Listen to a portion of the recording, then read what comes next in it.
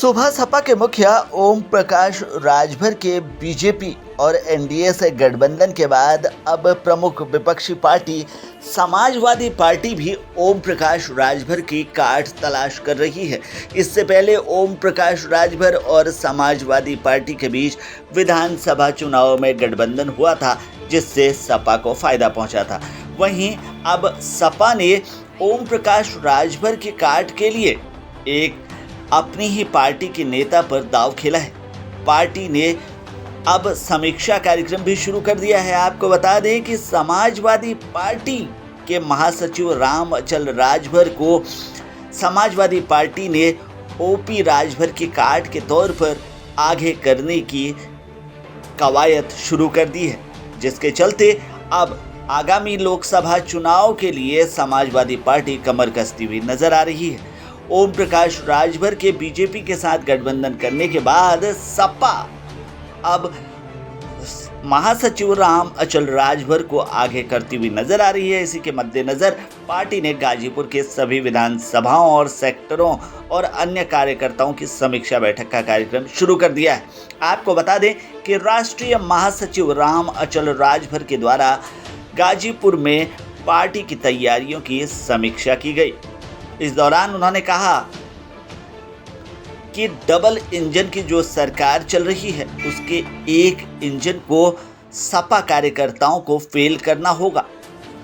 इसके लिए हमें कार्य करना होगा। वहीं विपक्षी दलों के गठबंधन का नाम इंडिया रखने पर बीजेपी लगातार विरोध कर रही है। वहीं इसे लेकर राम अचल राजभर की जुबान फिसल गई। उन्होंने कहा कि समाजवादी पार्टी को इस नाम से दर्द है, लेकिन फिर भी उन्होंने अपनी बातों को संभालते हुए सारा ठीकरा भारतीय जनता पार्टी पर फोड़ा।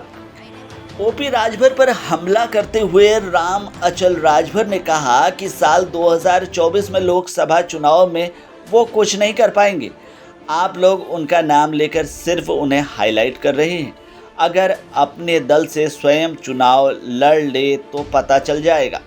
बीजेपी पर निशाना साधते हुए उन्होंने कहा कि साल 2024 के चुनाव के लिए उनके पास तमाम दल बल है, इसके लिए वो कुछ करेंगे ही, लेकिन धरातल पर कहीं उनका अस्तित्व नहीं है। जनता डर के चलते किसी भी तरह का प्रदर्शन नहीं कर रही है कि कहीं उनके ऊपर मुकदमा या बुलडोजर चलाने की कार्रवाई न की जाए। विपक्ष के गठबंधन का नाम इंडिया रखने पर विपक्षी दलों के द्वारा ऐतराज जताए जाने के सवाल पर उन्होंने कहा कि 26 पार्टी के लोग बेंगलोर में इकट्ठा हुए और इसका नाम वहीं रखा गया। इसका विरोध किसी अन्य को नहीं, सिर्फ भारतीय जनता पार्टी को है। वो इंडिया में शामिल लोगों को ईडी, सीबीआई और इनकम टैक्स को लगाकर तोड़ना चाहते हैं। अगर वो तोड़ लेंगे तो ईमानदार हो जाएंगे, नहीं तो विपक्ष के सभी नेता भ्रष्ट हैं। इसे लेकर उन्होंने महाराष्ट्र का भी उदाहरण दिया। मणिपुर की घटना पर उन्होंने समाजवादी पार्टी की तरफ से इस घटना को अमान्य करार देते हुए इसकी निंदा करते हुए कहा कि मणिपुर जल रहा है और प्रधानमंत्री को घूमने के अलावा इस मामले पर कुछ भी बोलने का समय नहीं है। जब पूरी दुनिया में इस घटना को लेकर लोगों ने सोशल मीडिया पर लिखना शुरू किया, वहीं समाजवादी पार्टी ने सरकार की निंदा करनी शुरू की तो प्रधानमंत्री ने अपनी चुप्पी तोड़ी। तो यहाँ पर राम अचल राजभर कहीं ना कहीं ओपी राजभर की काट बनने के लिए सामने आते हुए दिख रहे हैं समाजवादी पार्टी की तरफ से। आने वाले दिनों में देखा जाएगा कि राम अचल राजभर ओपी राजभर को कितनी टक्कर दे पाते हैं। फिलहाल के लिए इस खबर में इतना ही। बाकी खबरों के लिए बने रहिए हमारे साथ, देखते रहिए हमारे चैनल को, क्योंकि यहाँ मिलेंगी आपको तमाम बड़ी खबरें।